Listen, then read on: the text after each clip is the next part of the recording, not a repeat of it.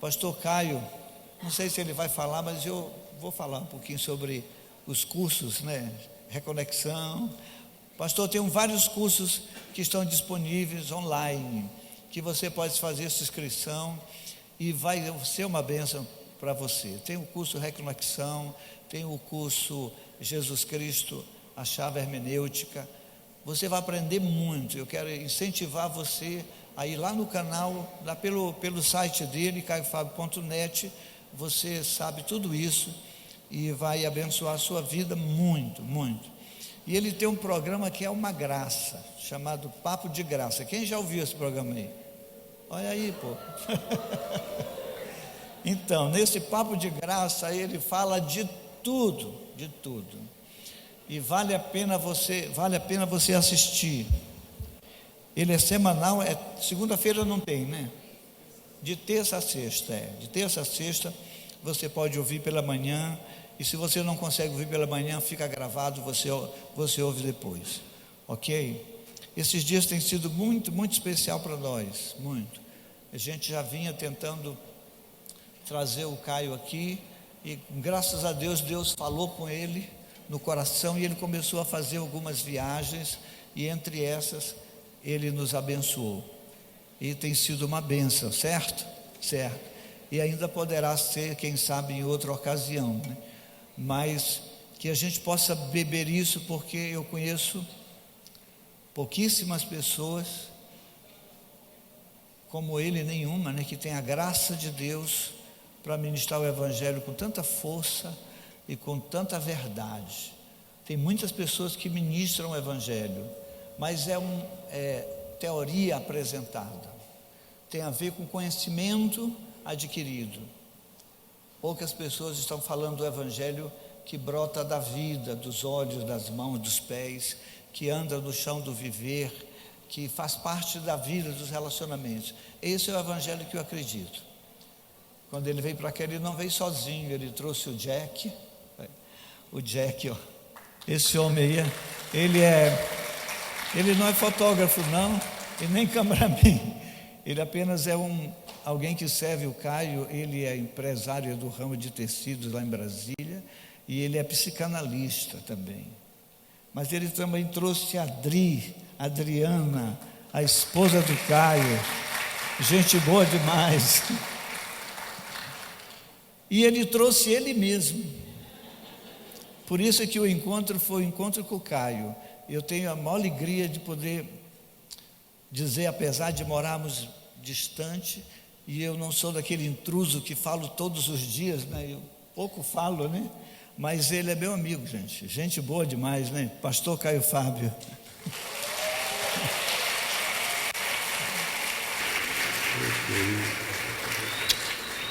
Obrigado.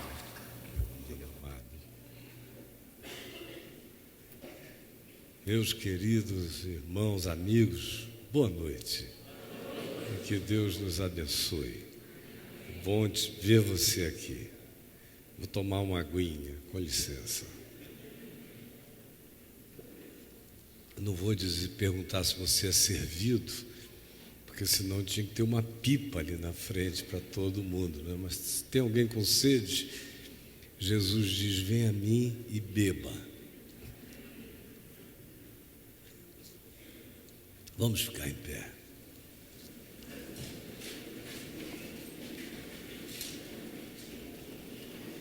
Vamos ler, e hoje eu quero começar lendo. Há ocasiões em que eu leio terminando. Hoje eu quero ler iniciando. E aqui em Lucas, capítulo 2, do verso 41 em diante, a gente lê como segue. Ora, anualmente, todos os anos, iam os pais de Jesus até Jerusalém para a celebração da festa da Páscoa. E naqueles dias era um mandamento que todas as pessoas e todas as famílias saíssem das suas próprias casas, morando em regiões distantes, no norte, no sul, e fossem a Jerusalém. Era mandamento que a gente encontra nos Salmos, por exemplo, como o salmo que a maioria de vocês aprendeu bem jovenzinho, Salmo 122, que diz: alegrei-me quando me disseram, vamos, vamos à casa do Senhor.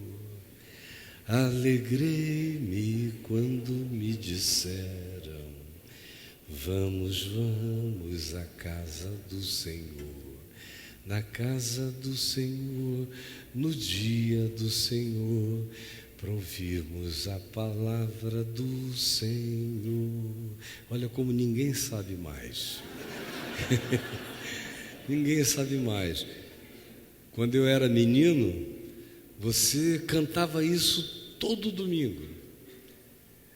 E quando saía-se de casa, no meu caso, levado pela minha mãe, porque meu pai veio a encontrar Jesus depois, na minha infância, a única referência que eu tinha era que vinha da minha mãe e da minha avó materna.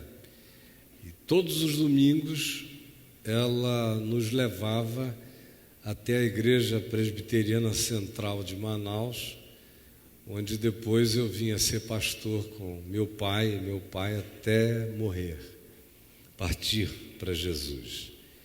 E de casa você já saía cantando o Salmo 22. Nós íamos a pé, porque da nossa casa até lá dava 1,5 km, e minha avó puxava o Salmo 122 e nós já íamos cantando. Alegrei-me quando me disseram. De modo que o eco dessa convocação rebumba em mim desde as memórias mais infantis e lúdicas da minha existência. E naqueles dias em Israel, quando chegava a festa da Páscoa, todo mundo saía nessas caravanas, onde eles iam cantando salmos como o Salmo 122. Algumas vezes eram dias de caminhada a pé, em grupos até Jerusalém, como acontece ainda hoje. Já não mais todo o povo indo a Jerusalém, porque são milhões de pessoas que vivem em Israel e que professam a fé judaica, portanto, não haveria também espaço para tanta gente. E hoje em dia todos já compreenderam que não existe essa necessidade física. Mesmo os judeus sabem disso. Mas os mais religiosos não conseguem passar uma Páscoa fora de Jerusalém até os dias de hoje. Por exemplo, esse ano e no ano passado, nos 3 últimos anos, e muitas vezes na minha vida, eu já passei a Páscoa em Jerusalém por acaso, porque eu nunca marcaria para passar a Páscoa em Jerusalém de moto próprio, sempre foi por distração total. Do contrário, eu não deixaria, porque a comida na Páscoa é horrível, você só come comida kosher, aquela comida sem gosto, sem mistura, de um cardápio muito pequeno, e os hotéis ficam abarrotados, porque os judeus mais abastados compram toda a lotação dos hotéis, e você vê aquela multidão de famílias enchendo os auditórios dos hotéis com cultos e orações, e as criancinhas com aqueles cabelinhos enrolados, e todo mundo usando o seu quipá. E até hoje é possível reencontrar esse tipo de aventura festival. Na realidade, é como um festival que o texto trata, quando diz: anualmente seus pais iam a Jerusalém para a festa da Páscoa. Quando Jesus atingiu 12 anos, eles subiram. Se diz subiram porque Jerusalém é mais alta do que praticamente todas as outras cidades de Israel. E a Bíblia se refere ao caminho para Jerusalém sempre como uma subida. Eles subiram, saíram de Nazaré, na Galiléia, e a pé é um chão enorme. E Jesus já vinha sendo levado desde sempre para essa caminhada, para essa viagem anual, de modo que quando ele atingiu 12 anos, mais uma vez, seus pais, como faziam todo ano, subiram para Jerusalém, e o texto diz aqui, segundo o seu costume, mostrando que era algo recorrente, feito todos os anos por aquela família de José e de Maria, dos seus irmãos, dos seus parentes, dos seus amigos de Jerusalém, de Nazaré. Terminados os dias da festa, naquele tempo era uma semana, hoje em dia tem a Páscoa da Páscoa, dura quase 2 semanas de festival enorme de judeus. Terminados esses dias, ao regressarem a pé para Nazaré, permaneceu Jesus, o menino Jesus, em Jerusalém, sem que seus pais o soubessem. Sem que seus pais o soubessem, ele permaneceu. Pensando os seus pais, porém, estar ele entre os companheiros de viagem, foram durante um dia inteiro de caminhada sem lembrar de Jesus, até que chegou a noite, e então passaram a procurá-lo entre os parentes e os conhecidos, e não o tendo encontrado, voltaram a Jerusalém à sua procura. E Jerusalém era uma cidade de 30 mil habitantes, mas que nos dias da festa tinha sua população triplicada, duplicada, de modo que era um burburinho enorme. E eles ficaram procurando Jesus nas ruas e nas vielas da cidade amuralhada, nas vilas em volta, e não o encontravam. Durante 3 dias, até que o acharam, até que alguém teve a ideia de dizer: vamos procurá-lo no templo. E lá no templo o encontraram assentado no meio dos mestres, dos rabinos, dos rabis, dos doutores da lei, da Torá, ouvindo-os e interrogando-os aguçadamente. E todos os que o ouviam as perguntas e ouviam o interrogatório, a inquisição, a lógica dele em relação às respostas que ele ouvia quando inquiria. Todos os que ouviam esse diálogo de um menino de 12 anos com os maiores mestres de Israel se admiravam da sua inteligência e das suas respostas. Logo, seus pais o viram um adensamento humano, e estava ali o garoto de 12 anos sentado com os mestres, e aquele monte de gente em pé vendo aquele espetáculo de inteligência, de sabedoria espiritual. Então seus pais o viram e ficaram eles próprios maravilhados. Mas por mais maravilhados que tenham ficado, tinha que sobrar uma bronca materna para o garoto.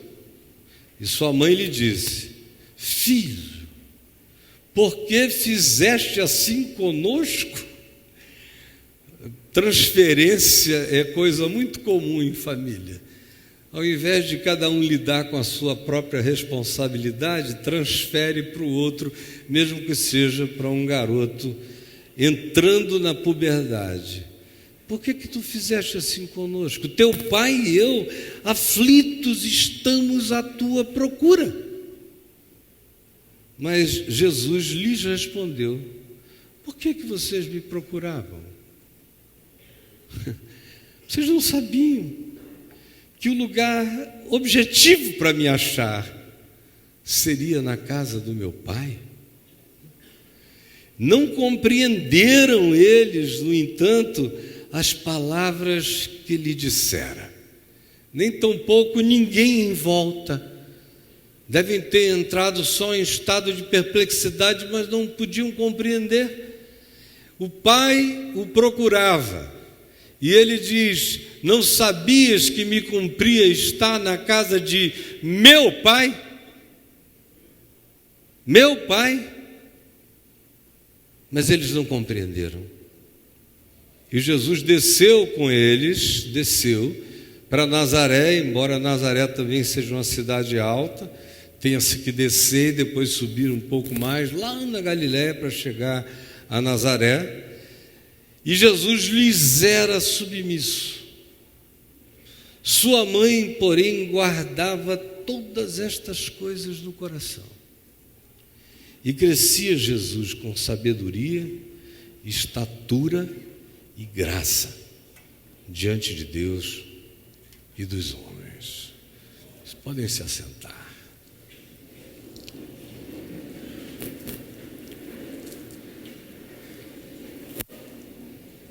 O templo, a igreja, a congregação, o ajuntamento da religião pode ser um acontecimento extremamente distrativo em relação à nossa percepção de Jesus. O que a gente encontra aqui é como as pessoas mais ligadas a Jesus, como no caso do texto em questão, sua mãe e seu pai, podem, todavia, se distrair no templo, na congregação, na igreja, na religião, e perderem a visão, a noção, a percepção, o interesse por Jesus. É isso que está sendo dito aqui. Festa, culto, celebração, tanta gente, oferendas, sacrifícios, milhares de cordeiros sendo imolados,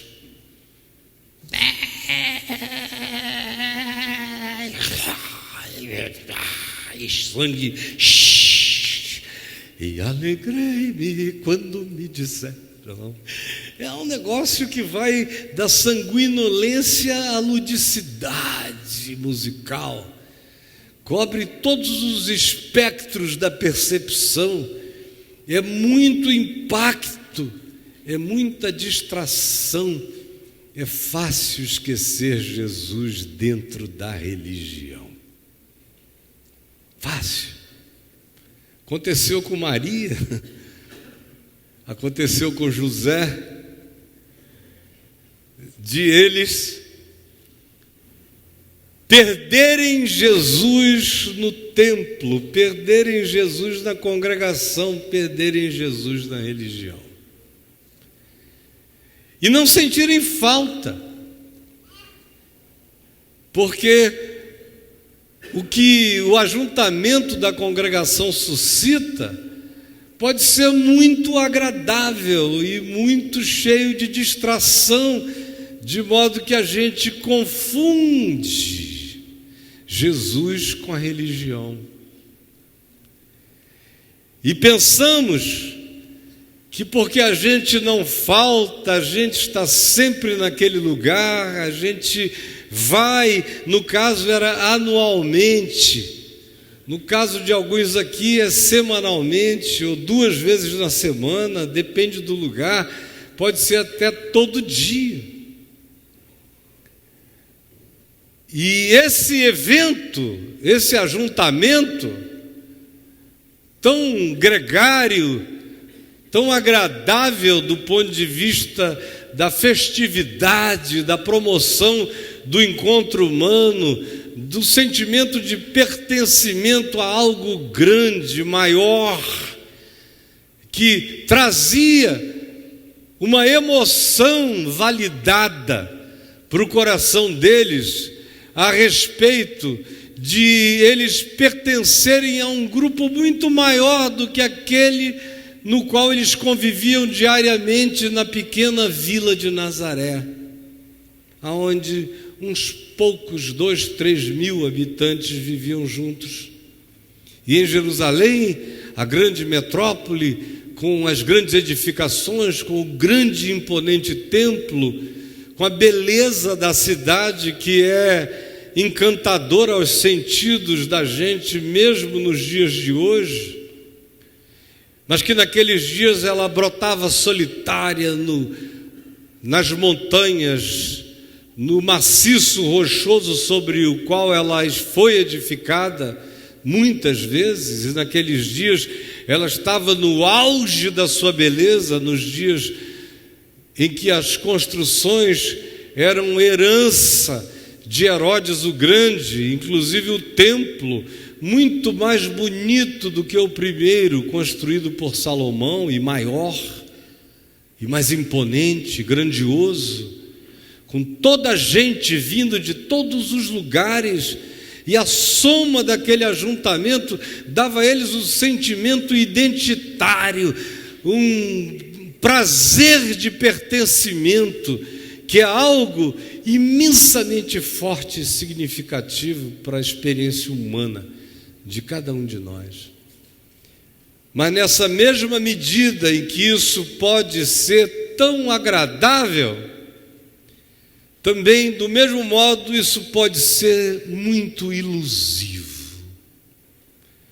De tal modo que estar na congregação faz a pessoa, paradoxalmente, como Maria e José, virem a esquecer do próprio Jesus no meio da alegria da religião.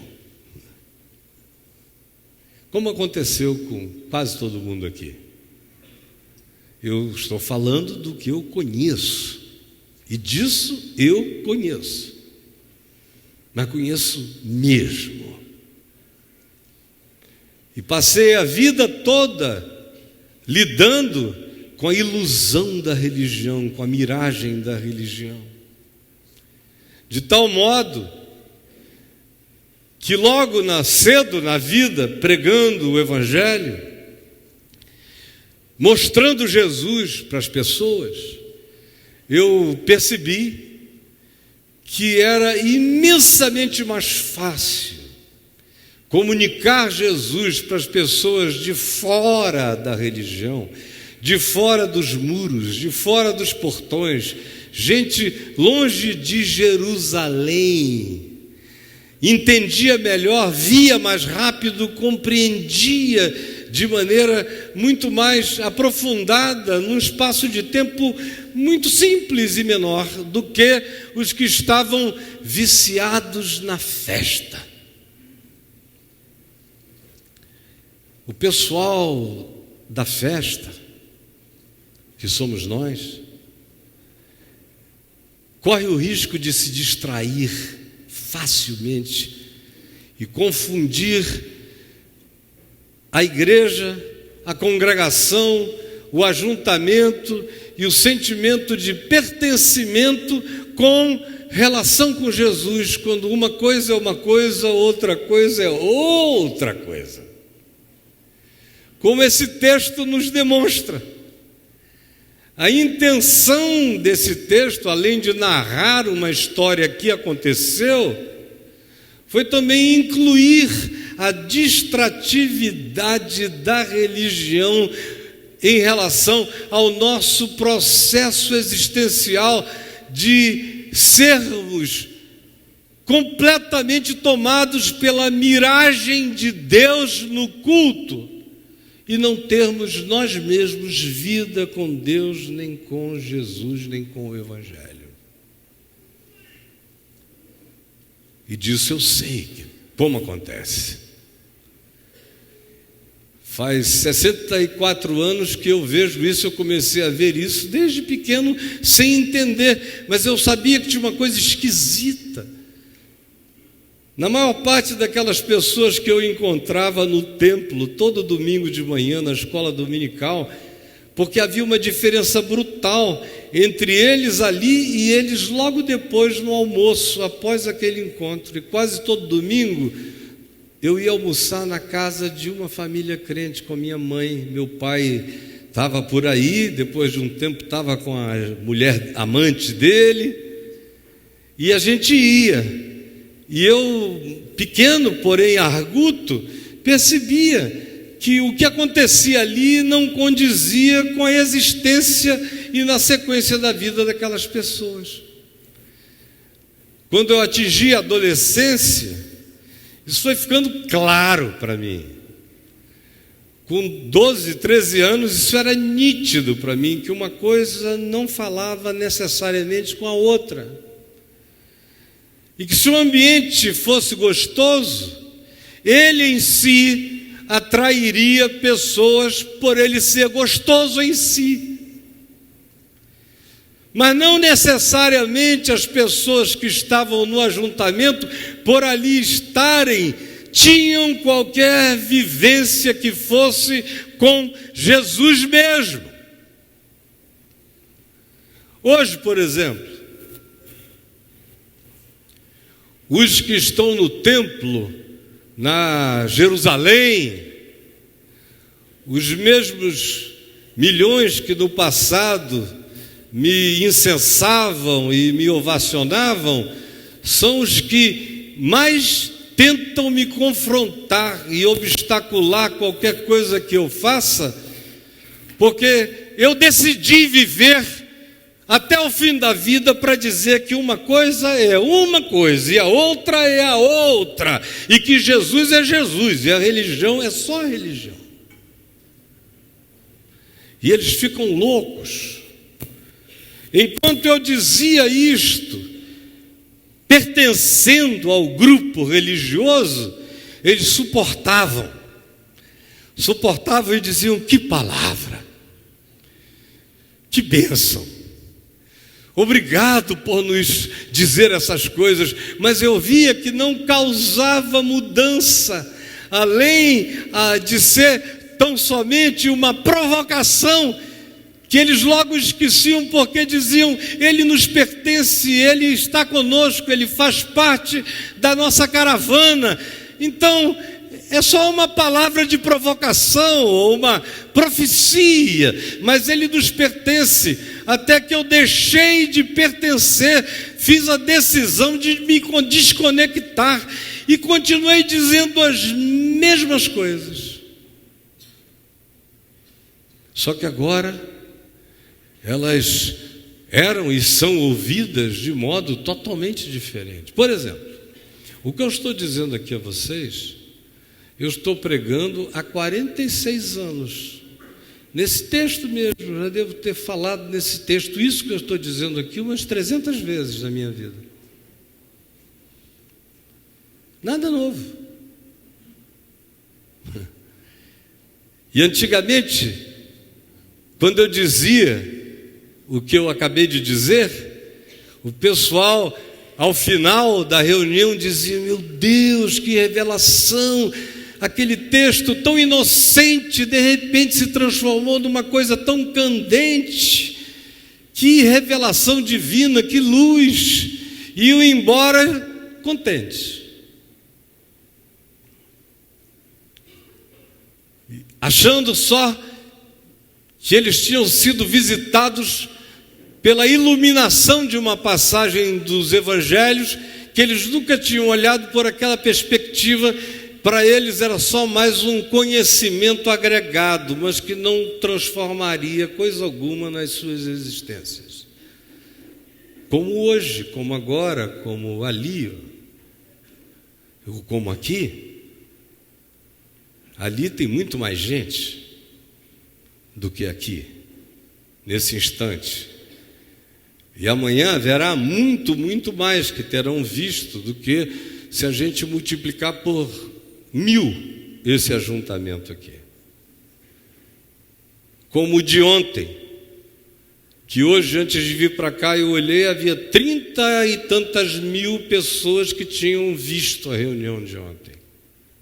E aqui nós temos 800, 850 pessoas. O interessante é que eu só encontro obstáculo no meio desses que vão e sobem para Jerusalém para as festas da congregação. Os de fora, os ateus, os agnósticos, os irreligiosos, me ouvem com uma avidez maravilhosa, e aonde eu vejo e ouço os maiores testemunhos de conversão, de transformação, de libertação, de graça divina, e percebo que ali também habitam as melhores e maiores compreensões do significado do que eu digo e prego, muito mais do que no meio daqueles que formam as caravanas que sobem para Jerusalém, muito mais. De modo que o texto de Lucas está nos dizendo é exatamente aquilo que qualquer um que lide com esse cotidiano sabe que acontece e percebe como realidade. No entanto, são poucos os que têm essa percepção. A grande maioria caminham junto com José e com Maria, distraídos pela alegria da congregação. Oh, fulano, que bom, você engordou, hein? Ou está mais magra.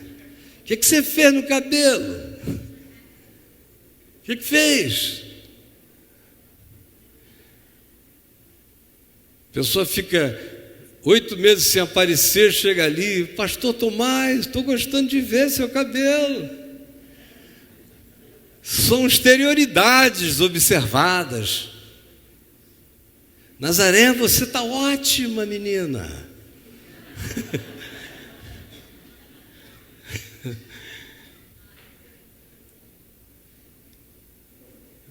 Tem gente que diz, não, hoje eu tenho que eu não posso deixar de ouvir o novo louvor que vai ser cantado. Porque é bonito, é agradável, é gostoso. Mesmo as congregações mais horríveiszinhas, porque tem umas pavorosas, ainda assim são melhores do que a boca de fumo na esquina. Aí o cara não tem alternativa, diz, bom, aqui no meu bairro o melhor acontecimento do fim de semana, e tem mais, está cheio de mulher bonita e algumas salientes, é a congregação, é para lá que eu vou, não interessa o que esteja acontecendo. É a melhor alternativa na maioria das vezes para a maioria das pessoas que vivem vidas tão horríveis que até aquilo que possa ser péssimo é melhor ainda. De tal modo que a ilusividade da congregação é o que mais pode paradoxalmente trabalhar contra o significado da percepção de Jesus na nossa vida. Então olha aqui para mim.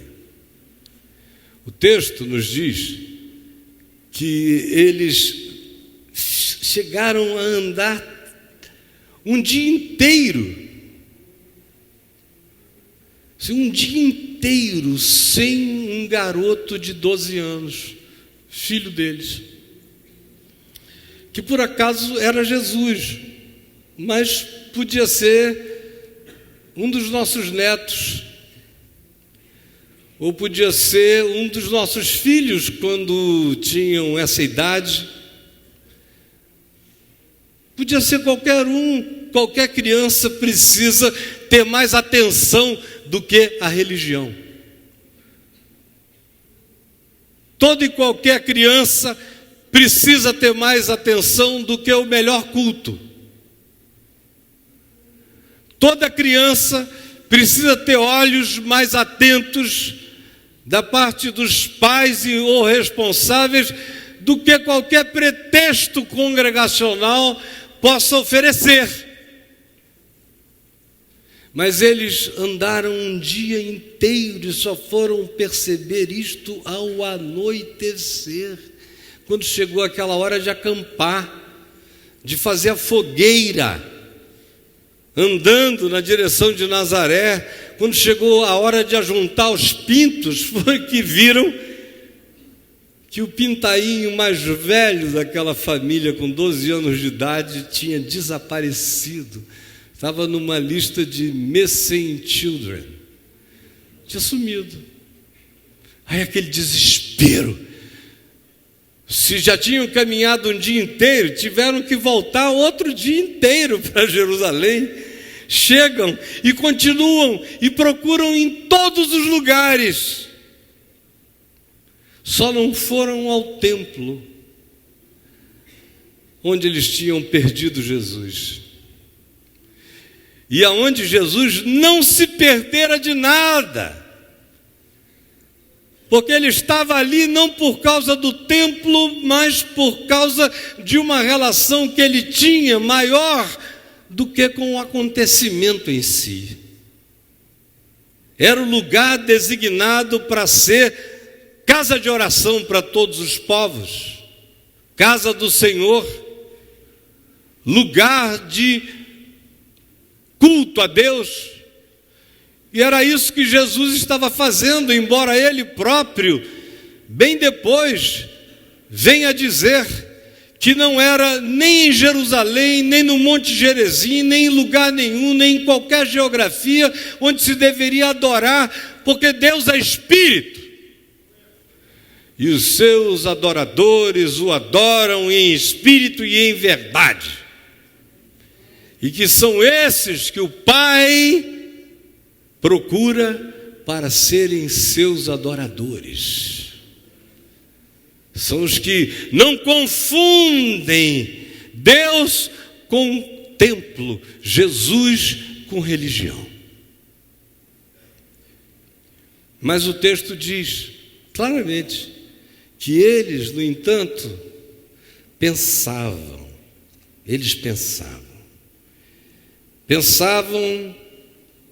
que Jesus estava entre os companheiros de viagem.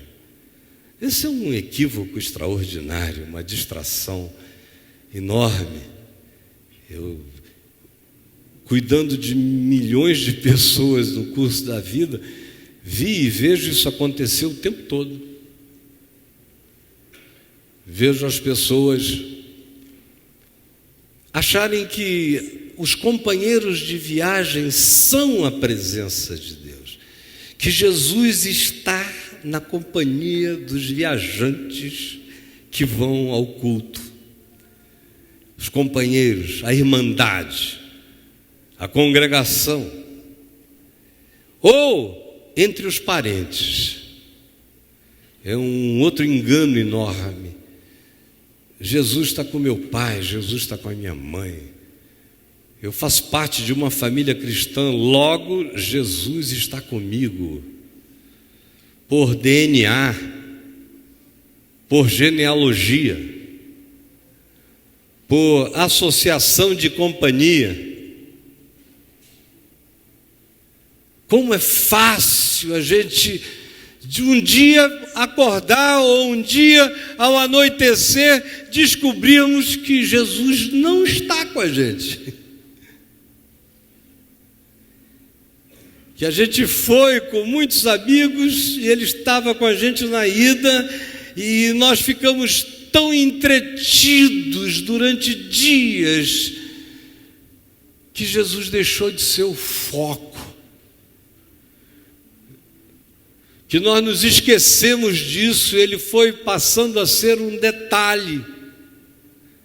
E aí a gente volta para o cotidiano e a vida escurece, e a gente procura Jesus e descobre que ele ficou em algum lugar e nós não vimos. Então o texto diz que eles voltaram. Tem-se que fazer esse caminho de volta para ver onde foi que as coisas da congregação se tornaram mais importantes do que a relação íntima de Deus comigo no meu coração. Voltaram à sua procura e 3 dias depois o acharam no templo, no meio dos mestres, ouvindo e interrogando-os. E eles então ficaram maravilhados, mas lhe deram uma bronca: filho, por que tu fizeste assim conosco? Você olha como os papéis se invertem com uma facilidade enorme.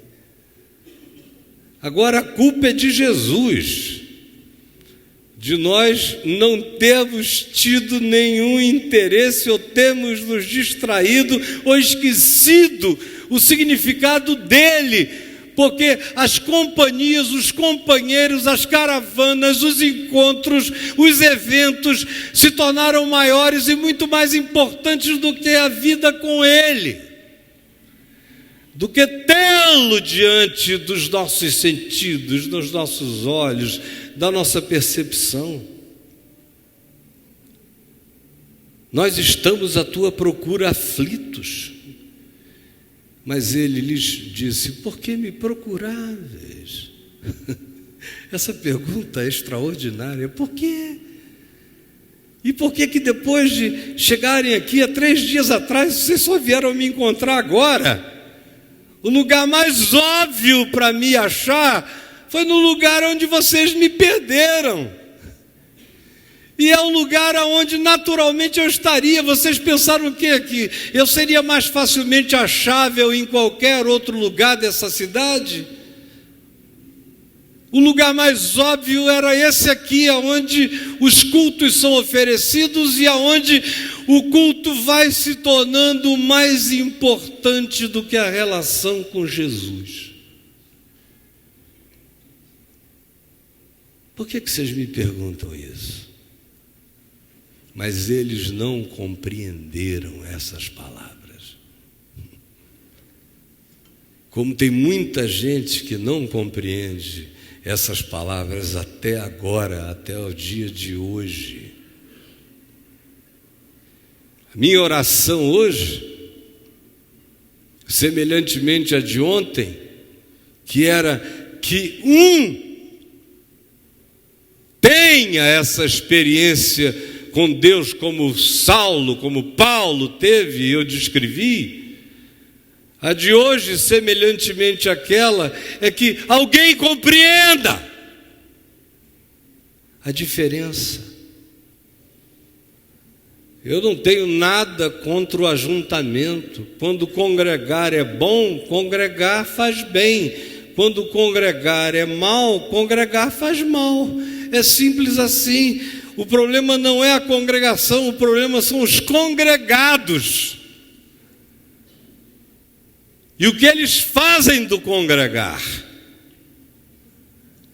E do que é importante e significativo para eles, de modo que isso cresça tanto que Jesus fique apagado no meio das festividades.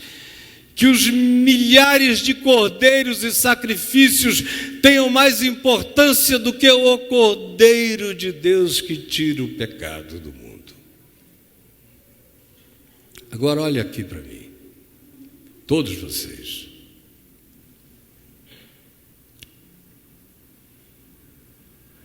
Onde foi que você perdeu sua relação com Jesus? A maioria aqui já teve uma relação esquentada, apaixonada, intensa, comprometida, interessada, cuidadosa, tendo Jesus diante dos olhos o tempo todo. Mas isso ficou para trás, para a maioria das pessoas. E é contra isto que eu me insurjo. Eu não tenho nada contra o congregarmos-nos, desde que o fato de o fazermos não nos tire do Evangelho. Desde que a igreja não nos afaste de Jesus. Quando a igreja começa a nos afastar de Jesus, aí, sinceramente, meus amigos, eu não quero nem saber o que estão pensando. Eu pulo igual um leão no meio da festa e saio rasgando tudo, virando as mesas, como ele chegou a fazer depois. E dizendo: o maior inimigo do meu Pai é o culto que vocês oferecem a Ele, que ganhou uma conotação idolátrica tão poderosa que vocês já não se preocupam com a vida com Ele e com o significado da vontade dEle para as existências de vocês, porque ela foi substituída pela frequência festival a um lugar congregacional. Você está me entendendo? Está compreendendo? Então só diga: eu estou compreendendo. E o que você vai fazer com essa compreensão?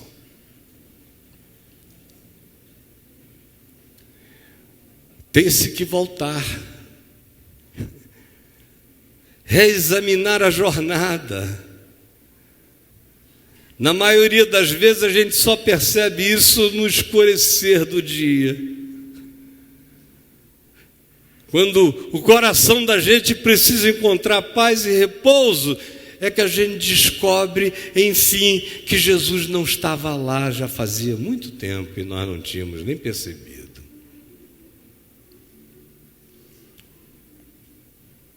O que foi que aconteceu com você?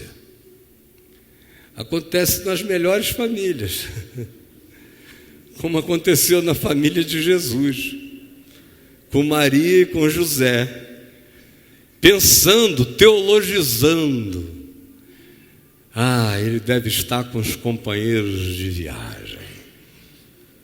É quando o congregar me garante supostamente que Jesus está comigo, ou quando a familiaridade, ou o fato de que o meu grupo nuclear familiar se confessa de Jesus, e isso para mim passa a ser um substitutivo para a minha relação pessoal com Ele mesmo.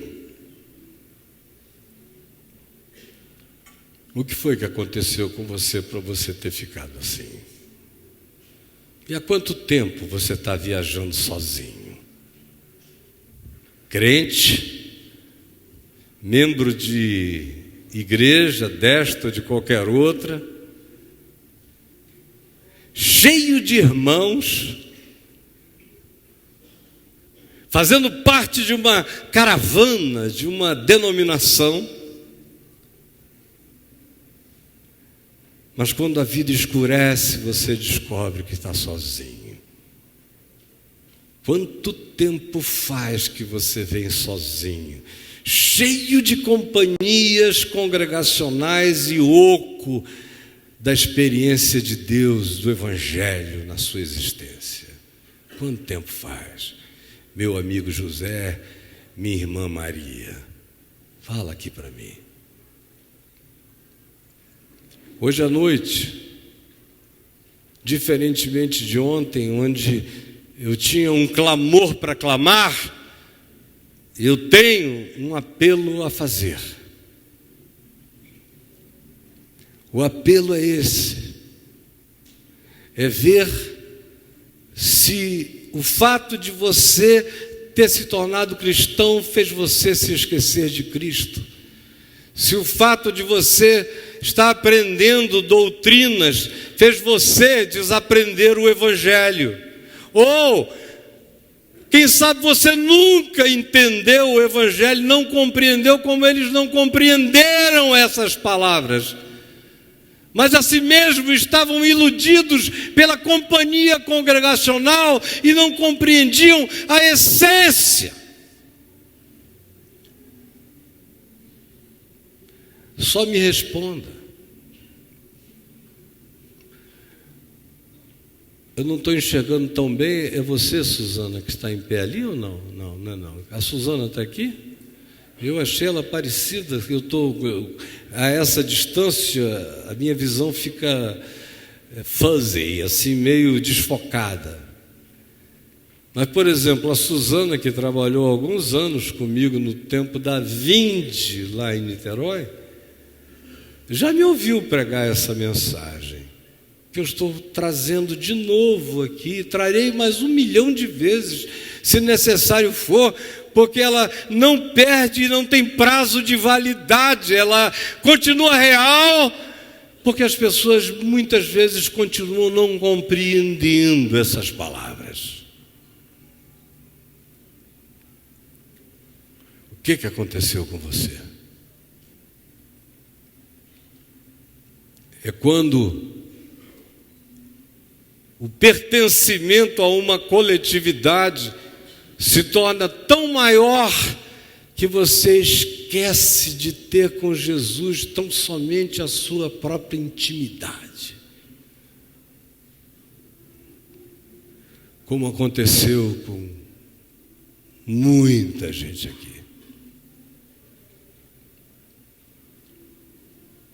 Você me entendeu? Então era só isso mesmo. Não tenho mais nada a acrescentar. Nem tenho um tempo a cumprir. É só isso mesmo. É tudo. É bastante. E Deus me conceda a graça de que você, de fato, tendo compreendido, faça viagem de volta até achar aonde você deixou Jesus esquecido. Mesmo. Quem concorda com isso, aplauda essa verdade em nome de Jesus. Em nome de Jesus. Em nome de Jesus.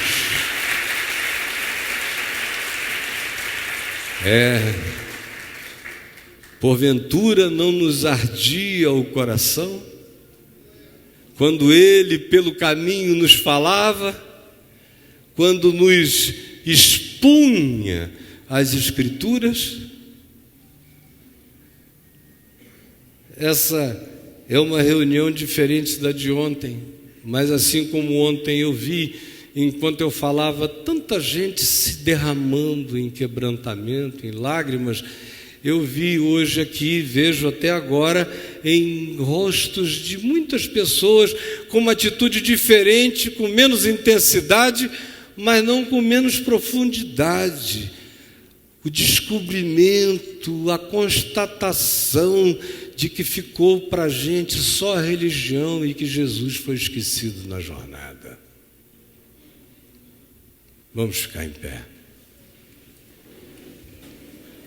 E vá tentar dormir com este barulho.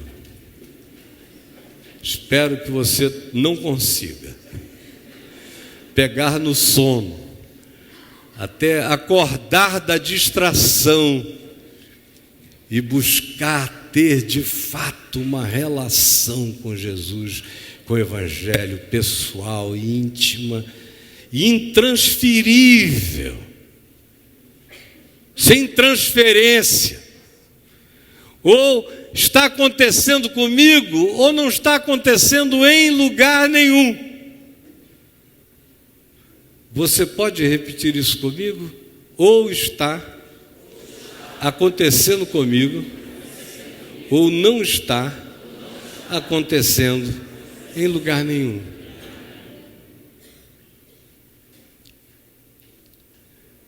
Pegue na mão de quem está aí ao seu lado.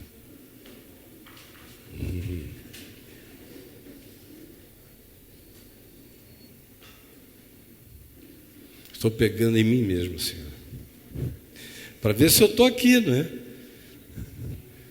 Porque às vezes até o pregador não está presente. Você fica aqui, cara. Porque se tem uma pessoa que corre o risco de confundir as coisas, é o anunciador desta palavra. Aqui atrás desse lugar é onde mais se perde Deus na vida. É difícil. Faz 46 anos que eu prego isto. Eu faço isso há mais tempo do que a maioria aqui tem de vida. E eu já vi milhares de pessoas perderem Deus aqui, atrás desse lugar. Fica aqui, cara. Olha para Jesus. Porque senão você vai ser o primeiro a se desviar. Sem deixar de se congregar, mas desviado de Deus e de Jesus e do Evangelho, crentíssimo, mas sem Deus na vida. Você está me entendendo, não é? Compreendendo essas palavras. Senhor Jesus, permite que essa palavra tão singela, tão simples, tão sem mistério, tão básica, porém tão essencial, tão definidora de tudo que tem importância, seja entendida, seja compreendida, seja acolhida, e nos coloque num caminho de volta.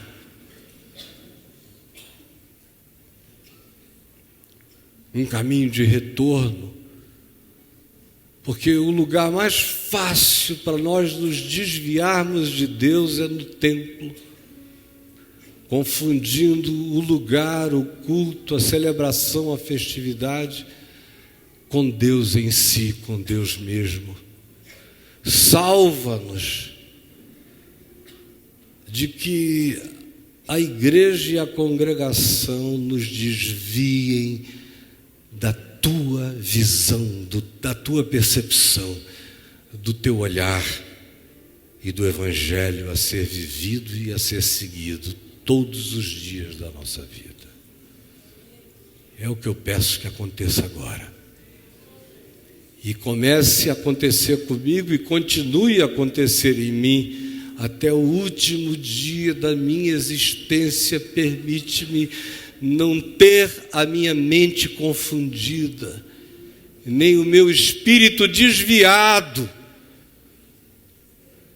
no meio de tanta pregação, sem me deixar ser pregado pela tua palavra todo dia. Salva-me e salva-nos desse engano. É o que eu te peço, meu Pai, em nome de Jesus. Amém e amém. Que Deus nos abençoe. Em nome do Senhor Jesus. Que o Senhor nos abençoe.